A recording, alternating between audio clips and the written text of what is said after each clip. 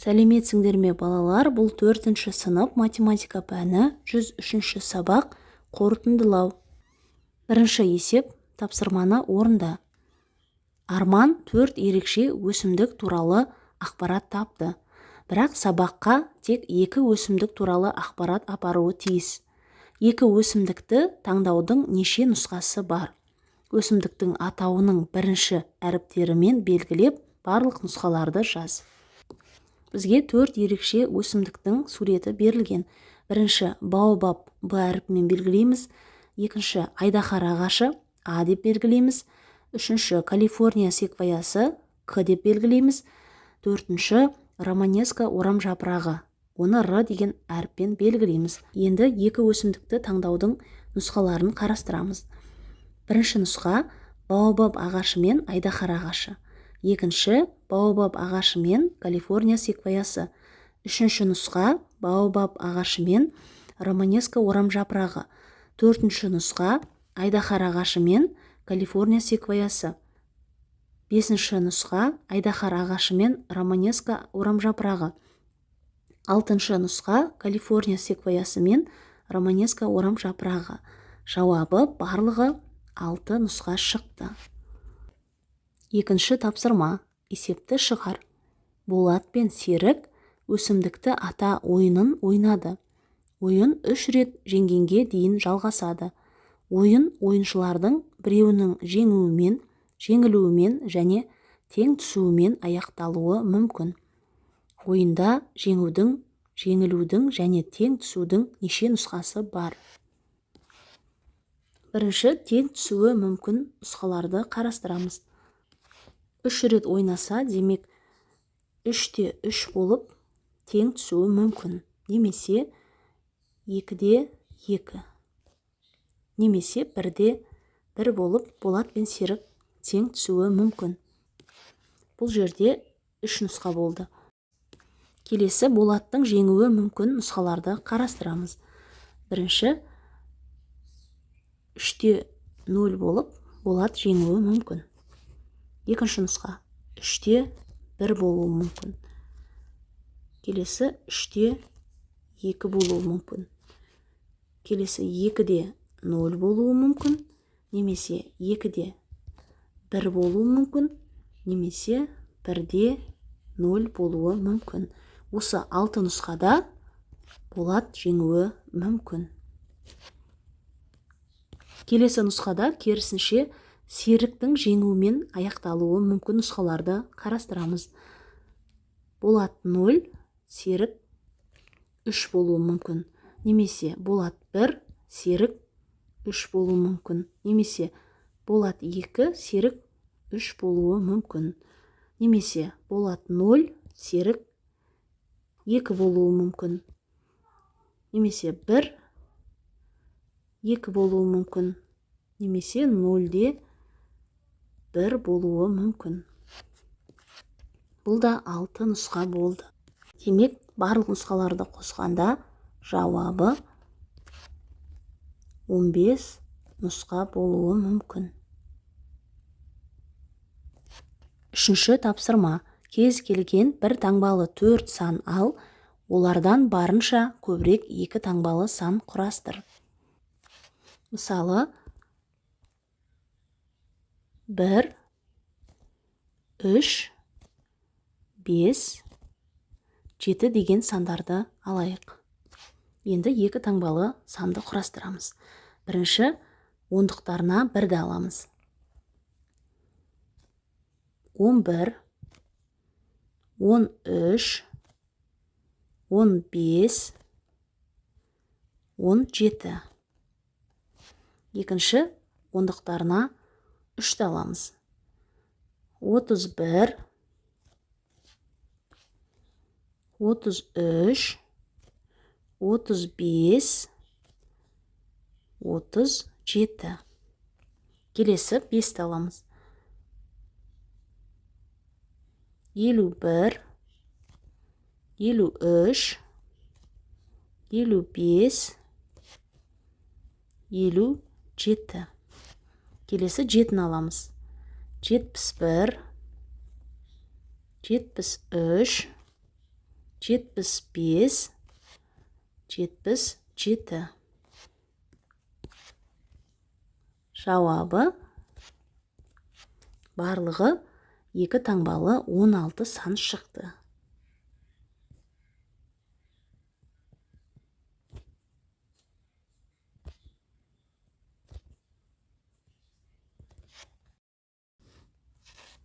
Төртінші тапсырма. Тапсырманы орында. Терезе алдында сары, қызыл, көк түсті 3 ыдыста гүл өсіп тұр. Айна Арманға бір ыдыстағы гүлді, ал Әлияға басқа ыдыстағы гүлді апарып беруі керек. Айна мұны неше тәсілмен орындай алады? Бірінші тәсіл. Айна Арманға сары, Әлияға қызыл гүлді береді. Екінші тәсіл. Арманға сары, Әлияға көк. Немесе үшінші тәсіл. Арманға қызыл гүл, Әлияға сары гүл. Төртінші. Арманға қызыл гүл, Әлияға көк гүл. Бесінші тәсіл. Арманға көк гүл, Әлияға сары гүл. Алтыншы тәсіл. Арманға көк, Әлияға қызыл гүлді бере алады. Жауабы Айна мұны 6 тәсілмен орындай алады. Бесінші тапсырма. Өрнектер құр және олардың мәнін тап. Бірінші. Бөлінгіш берілген, бөлгіш берілген. Бірінші есепте 78.965-ке қосамыз 774.220-ны. Оны жақшаның ішіне алып, 69-ға бөлеміз. Бірінші амал жақшаның ішін орындаймыз, екінші бөлу амалын орындаймыз. Жақшаның ішінен 853.185 шықты.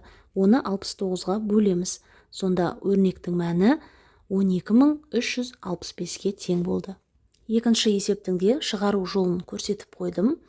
Бірінші жақшаның іші орындалады, екінші бөлу амалы орындалады.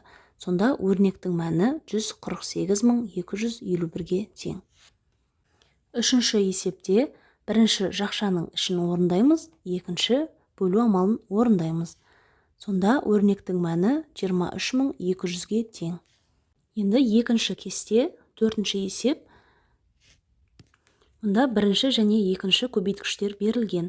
Бірінші жақшаның ішін орындаймыз, екінші амал көбейту амалын орындаймыз. Сонда өрнектің мәні 852.482-ге тең. Бесінші есепте бірінші және екінші көбейткіш берілген. Бірінші жақшаның ішін орындаймыз, бөлу амалын. Екінші амал екінші жақшаны орындаймыз. Үшінші амал көбейту амалын орындаймыз. Сонда жауабы 14.406-ға тең болды. Ең соңғы 6-шы есептің де шығару жолын көрсетіп қойдым. Бірінші жақшаның іші орындалады, екінші амал көбейту амалы. Сонда жауабы 44.688 болады. 6-шы тапсырма. 0, 1, 2 және 3 цифрларын пайдаланып, барынша көбірек 2 таңбалы сан жазу керек. Цифрлар қайталануы мүмкін. Қанша сан жазуға болады, жазғаныңды кестенің көмегімен тексер. Бізге кесте берілген, кестеде көлденеңнен бірліктер берілген 0, 1, 2, 3 сандары. Ал ондықтар тігінен берілген 1, 2, 3. 0-ді жазбаған, өйткені 0 ондық бола алмайды. 0-ден басталатын сан болмайды. Демек кестені толтырамыз. Ондықтарына 1-ді жазамыз, бірліктерінен 0-ді жазамыз. Сонда 10 болады. Осылай жалғастырамыз. Келесі 11, 12, 13.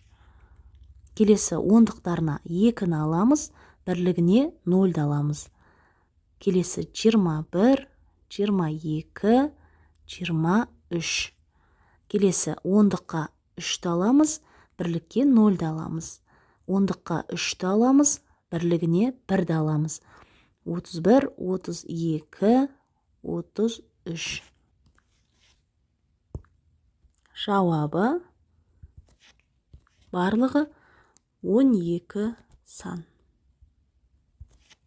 7-ші тапсырма. Тапсырманы орында. Балалар конструктор бөлшектерінен 3 қамал тұрғызды.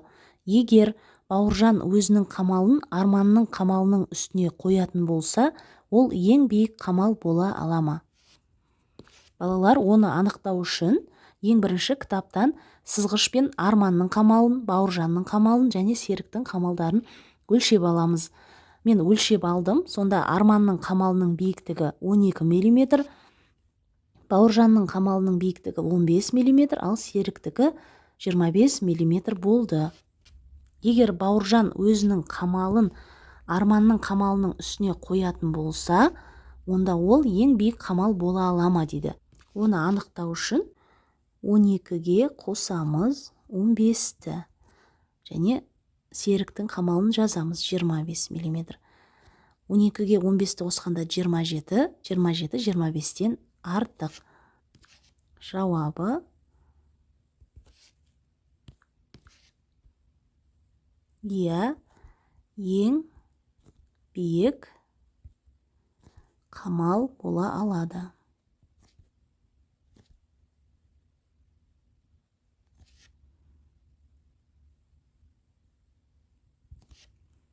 Сегізінші тапсырма. Есептің шартын оқы. Есеп бойынша құрастырылған графикке қарап, есептің шартымен сәйкессіздікті анықта. Есептің шартына түзету жаса. Арақашықтығы 45 км болатын екі қаладан бір уақытта бір-біріне қарама-қарсы бағытта жаяу жүргінші мен велосипедші жолға шықты. Велосипедшінің жылдамдығы 10 км сағат. Егер олар 2 сағаттан кейін кездескен болса, онда жаяу жүргінші қандай жылдамдықпен жүрген?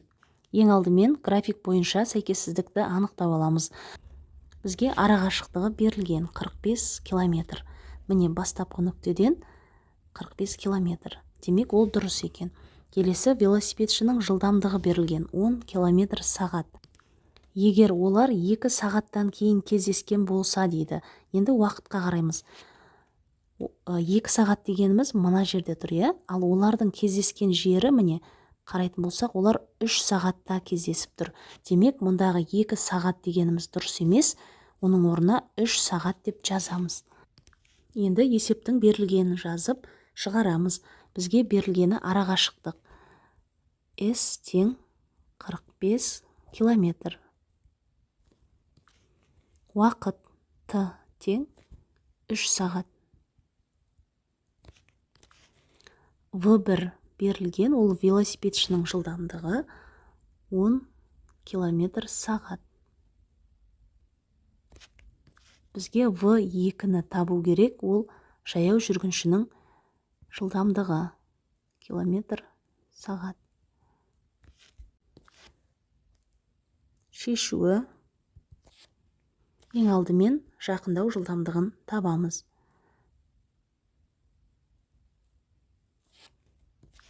Ол үшін 45-ті бөлеміз 3-ке, тең 15 км сағат болады.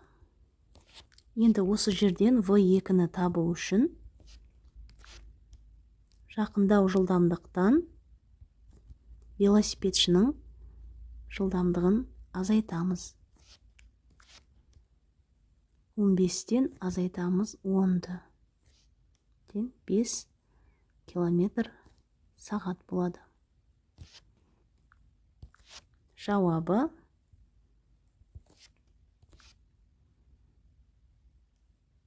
V2 тең 5 км сағат.